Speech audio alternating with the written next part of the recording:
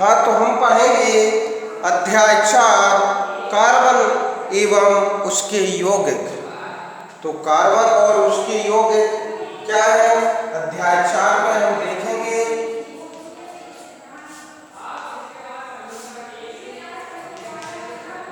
Carbon एवं उसके यौगिक। तो इस अध्याय में पढ़ेंगे कार्बन और उसके यौगिक। आपके द्वारा भरी हुई उपयुक्त सारणी के अंतिम स्तंभ में आने वाली वस्तुओं पर ध्यान दीजिए। आपके शिक्षक आपको बताएंगे कि इनमें से अधिकांश वस्तुएं कार्बन के यौगिकों से बनी हैं। इसका परीक्षण करने के लिए क्या आप कोई विधि सोच सकते हैं? कार्बन से युक्त यौगिकों को जलाने पर क्या उत्पाद मिलेगा? क्या आप इसकी पुष्टि करने वाले किसी परीक्षण को जानते हैं? आपके द्वारा सूचीबद्ध की गई भोजन, कपड़े, दवाओं, पुस्तकों आदि अनेक वस्तुएं इस सर्वतोमुखी तत्व कार्बन पर आधारित होती हैं। मतलब भोजन है, कपड़े हैं, दवाएं हैं, पुस्तकें हैं और भी अनेक वस्तुएं सभी कार्बन से मिलकर बनी होती हैं। और इस भूपर्पटी तथा वायुमंडल में अत्यंत अल्प मात्रा में कार्बन उपस्थित है। भूपर्पटी पर या वायुमंडल में कार्बन बहुत कम मात्रा में उपस्थित है, अल्प मात्रा में। भूपर्पटी में खनिज जैसे कार्बोनेट, हाइड्रोजन कार्बोनेट, कोयला एवं पेट्रोलियम के रूप में केवल 0.02%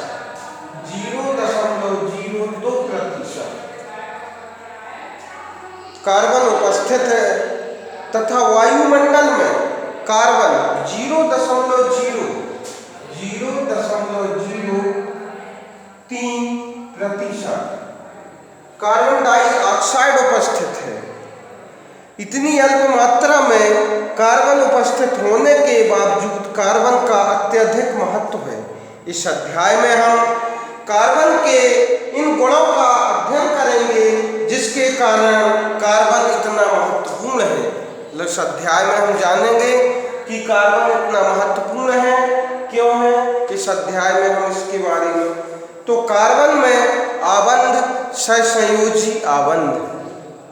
तो कार्बन के बीच बंध बनाने का गुण पाया जाता है। पिछले अध्याय में हमने आयनिक यौगिकों के गुणधर्मों का अध्ययन किया। हमने देखा कि आयनिक यौगिक के गलनांक और क्वथनांक उच्च होते हैं।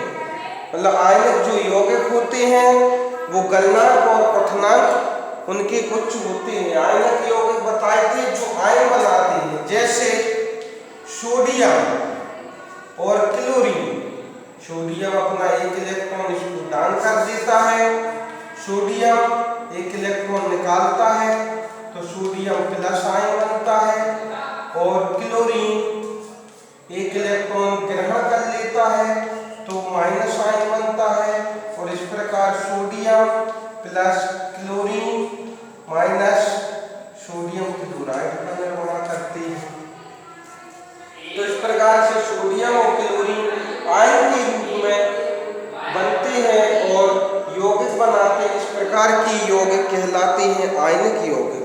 इनके गलनांक एवं क्वथनांक उच्च होते हैं तथा ये विलयन में अथवा गलित अवस्था में विद्युत का चालन करती है। ये विलयन में इनको घोल दिया जाएगा, मतलब जल में घोलेंगे तो जब इनको पानी में घोला जाता है तो सोडियम अलग प्लस आयन और क्लोरीन अलग अलग हो जाते हैं, मतलब आयन में, और इनमें विद्युत का चालन होने लगता है। हमने देखा कि आयनिक यौगिकों में आबंध की प्रकृति इन गुणधर्मों की व्याख्या करती है। जैसा कि हमने अध्याय 2 में देखा, अधिकांश कार्बन यौगिक अच्छे विद्युत के चालक नहीं होते। मतलब जो कार्बन के यौगिक होते हैं वो अधिकांश अच्छे विद्युत के चालक नहीं होते।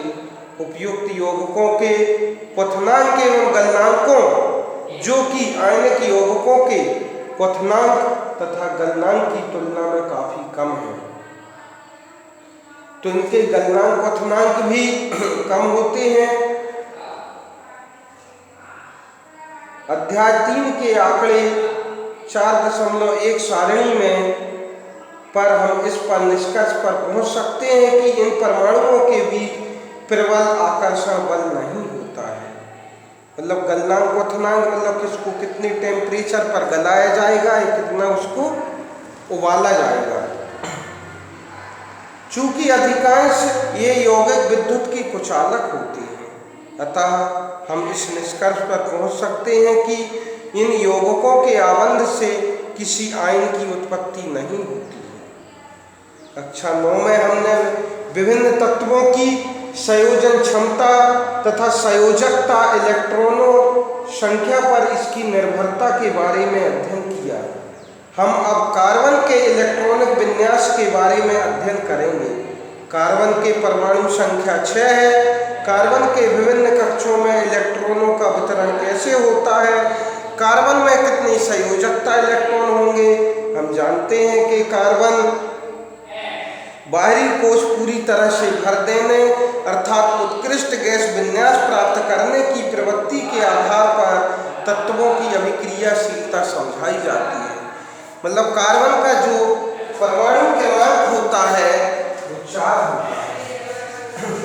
6 कार्बन का परमाणु क्रमांक 6, 4 नहीं 6। तो कार्बन का परमाणु क्रमांक 6 होता है।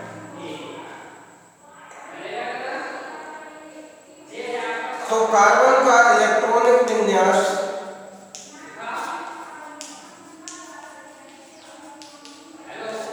विन्यास 2, 4 होता है। तो पहले कोश में 2 और फिर उसके बाद 4, अर्थात कार्बन के अंतिम कोश में 4 इलेक्ट्रॉन होते हैं। अब इसको 4 इलेक्ट्रॉन की और आवश्यकता होती है। मतलब 8 इलेक्ट्रॉन यदि कोई भी परमाणु के अंतिम कोश में यदि 8 इलेक्ट्रॉन या 8 इलेक्ट्रॉन हो जाते हैं अर्थात अष्टक पूर्ण कर लेते हैं तो वह स्थायी बन जाता है। तो उसी को उत्कृष्ट गैस विन्यास बोला जाता है। आयनिक यौगिक बनाने वाले तत्व सबसे बाहरी कोश से इलेक्ट्रॉन प्राप्त करके या उनका ह्रास करके इसे प्राप्त करते हैं। कार्बन के सबसे बाहरी कोश में 4 इलेक्ट्रॉन होते हैं, सबसे बाहरी कोश में 4 इलेक्ट्रॉन तथा उत्कृष्ट गैस विन्यास प्राप्त करने के लिए इसको 4 इलेक्ट्रॉनों की और आवश्यकता होती है। मतलब यदि इसको जैसे इसके पास स्वयं के पास 4 इलेक्ट्रॉन होते हैं,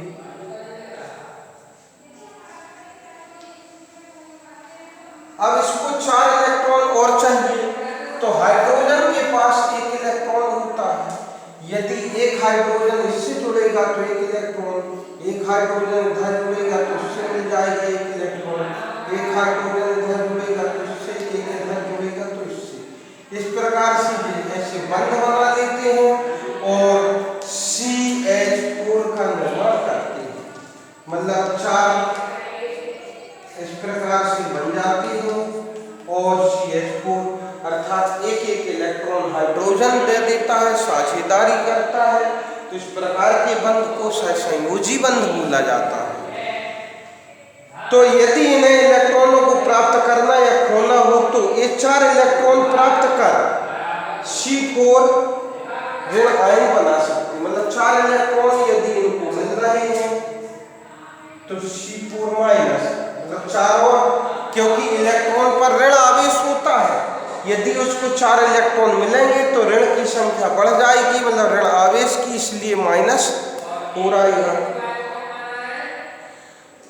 लेकिन 6 प्रोटॉन वाले नाभिक के लिए 10 इलेक्ट्रॉन अर्थात 4 अतिरिक्त इलेक्ट्रॉन धारण करना मुश्किल होता है, क्योंकि इसके पास 6 प्रोटॉन भी है, कार्बन के पास 6 प्रोटॉन है और 6 इलेक्ट्रॉन भी है, क्योंकि प्रोटॉनों की संख्या और इलेक्ट्रॉनों की संख्या बराबर होती है। तो 6 प्रोटॉन मतलब 6 धनायन वाले हैं।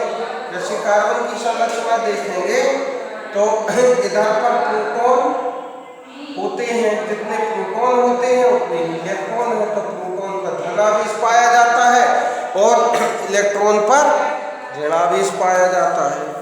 तो इस प्रकार से यदि 6 प्रोटॉन वाले को 10 इलेक्ट्रॉन कैसे ग्रहण कर सकता, अर्थात 4 अतिरिक्त इलेक्ट्रॉन को धारण करना मुश्किल होता है। फिर ये 4 इलेक्ट्रॉन खोकर, या फिर एक कंडीशन और है, यदि ये अंतिम के 4 इलेक्ट्रॉन दान कर दे तो C4 प्लस बनाएगा, धन आयन बना सकता है। लेकिन 4 इलेक्ट्रॉनों को खोकर 6 प्रोटॉन वाले नाभिक में केवल 2 इलेक्ट्रॉन, क्योंकि किसी भी प्रोटॉन में धन आयन और ऋण आयन की संख्या बराबर होनी चाहिए, तो केवल 2 इलेक्ट्रॉन का कार्बन धन आयन बनाने के लिए अत्यधिक ऊर्जा की आवश्यकता, मतलब इससे इलेक्ट्रॉन जो निकलेंगे बहुत अधिक मात्रा में इसकी ऊर्जा की आवश्यकता पड़ेगी। तो कार्बन अपने अन्य परमाणु अथवा तत्वों के परमाणु के साथ संयोजकता इलेक्ट्रॉनों की साझेदारी करता है, मतलब संयोजकता करता है, साझेदारी करता है। तो एक दूसरे से इलेक्ट्रॉनों की साझेदारी करके इस समस्या को सुलझा लेता है। केवल कार्बन ही नहीं बल्कि अनेक अन्य तत्व भी इसी प्रकार इलेक्ट्रॉनों की साझेदारी करके अणुओं का निर्माण करते हैं।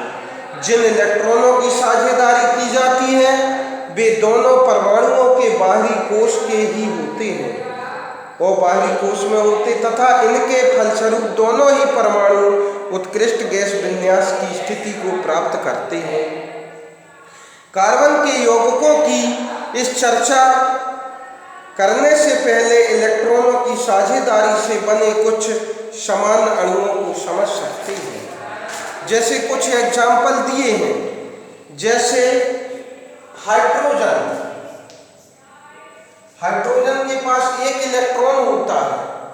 अब उसके पास 1 इलेक्ट्रॉन होने पर यदि हाइड्रोजन परमाणु अकेला है तो परमाणु और H2 बनाना है अणु, तो इसके लिए 2 हाइड्रोजन मिलते हैं, एक दोनों के पास इलेक्ट्रॉन होता है और एक आबंध बना लेते हैं और इस प्रकार से H2 बना देते हैं, मतलब हाइड्रोजन बना देते हैं।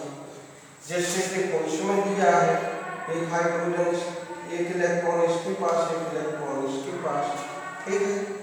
तो इस प्रकार से उनकी साझेदारी होती है, तो इसके पास भी 2 हो जाएंगे और इसके पास भी 2 हो जाएंगे, तो ये एक आबंध बना लेंगे और H2 अणु का निर्माण कर लेंगे, आपस में साझेदारी।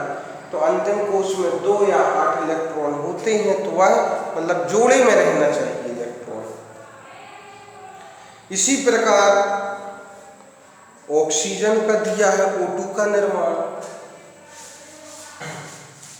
तो O2 जो होता है ऑक्सीजन के अंतिम कोश में 4 इलेक्ट्रॉन होते हैं,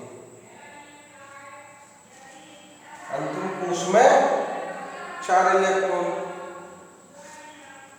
क्योंकि उसका परमाणु क्रमांक 8 होता है।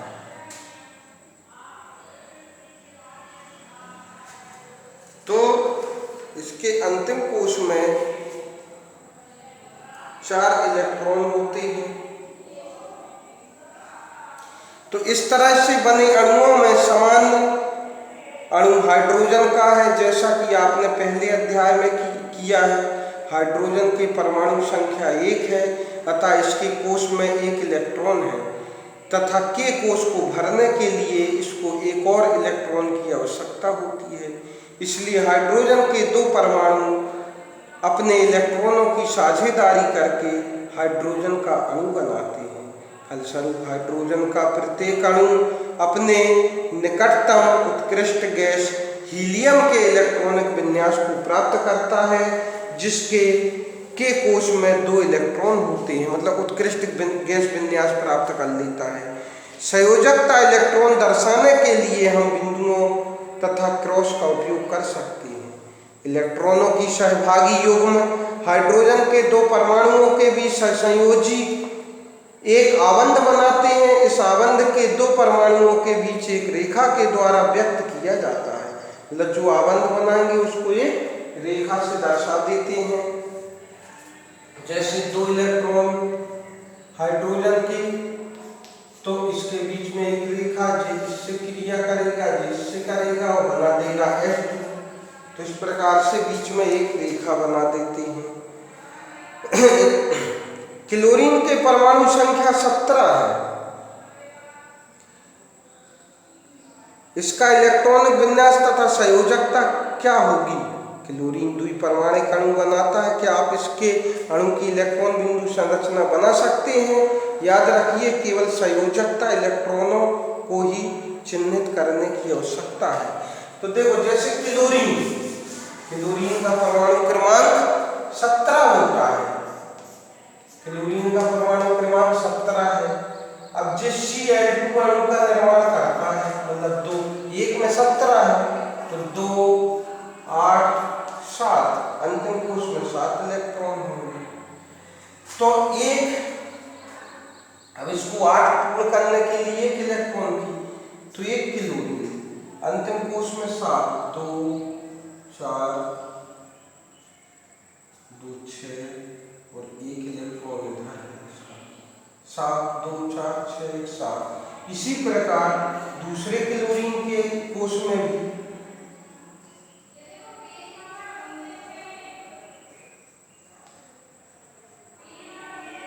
और इस प्रकार से क्लोरीन परमाणु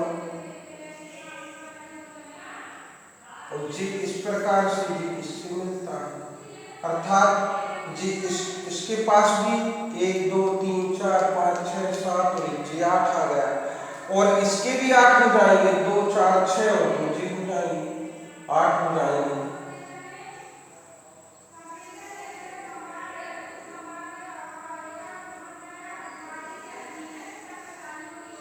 तो इस प्रकार से इसके बीच एक आबंध बन गया, साझेदारी हो गई, तो इसको बोला जाएगा सहसंयोजी इलेक्ट्रॉन। ऑक्सीजन के 2 परमाणुओं के बीच द्विआबंध बनाना दिखाई देता है। ऐसा इसलिए होता क्योंकि ऑक्सीजन के परमाणु के L कोश में 6 इलेक्ट्रॉन होते। ऑक्सीजन की परमाणु संख्या 8 होती है, मतलब ऑक्सीजन का जो परमाणु क्रमांक है वो 8 होता है। ऑक्सीजन का परमाणु क्रमांक ऑक्सीजन का परमाणु क्रमांक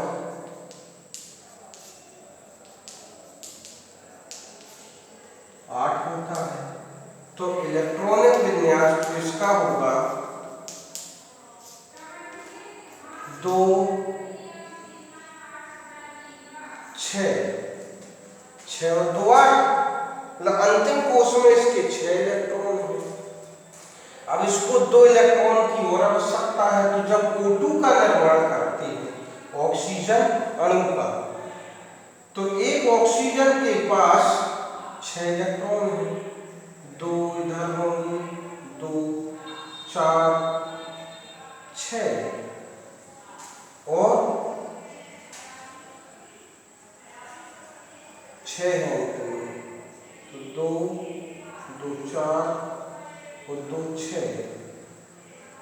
अब इसके बाद इसके पास भी दूसरा ऑक्सीजन परमाणु है, इसके पास भी 6 होंगे।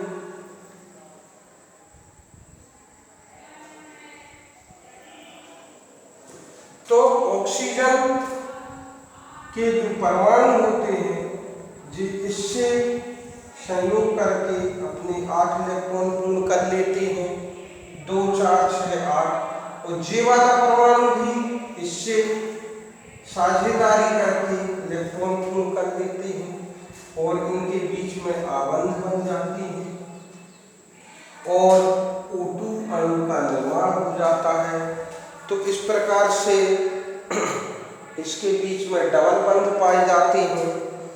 क्या आप जल के अणु को चित्रित कर सकते हैं जिसमें ऑक्सीजन के एक परमाणु एक हाइड्रोजन के दो परमाणु के बीच आबंध होता है? जैसे अब इसके ऑक्सीजन के पास अंतिम कोश में कितने इलेक्ट्रॉन होते हैं? 6। H2 का निर्माण करें तो 2 4 एक इधर 6। अब हाइड्रोजन के पास एक इलेक्ट्रॉन होता है तो एक हाइड्रोजन इधर जुड़ेगा तो जी इससे क्रिया करेगा, एक इधर जुड़ेगा जी इसको इलेक्ट्रॉन दे देगा, मतलब ठीक है, इसको 2 इलेक्ट्रॉनों की कमी होती है तो ऐसे मिलकर ऑक्सीजन अपने 8 इलेक्ट्रॉन पूर्ण कर लेते हैं, हाइड्रोजन भी अपने 2 इलेक्ट्रॉन पूर्ण कर लेता है और इस प्रकार H2 अणु का निर्माण होता है। तो इस प्रकार से आपस में इलेक्ट्रॉनों की साझेदारी से जो बंध बनते हैं वो सहसंयोजी बंध कहलाते हैं और जिनके बीच में 2 इलेक्ट्रॉनों की साझेदारी होती है तो द्विया बंध बनते हैं। जिनके बीच में एक इलेक्ट्रॉनों की साझेदारी होती है तो एकल बंध का निर्माण होता है।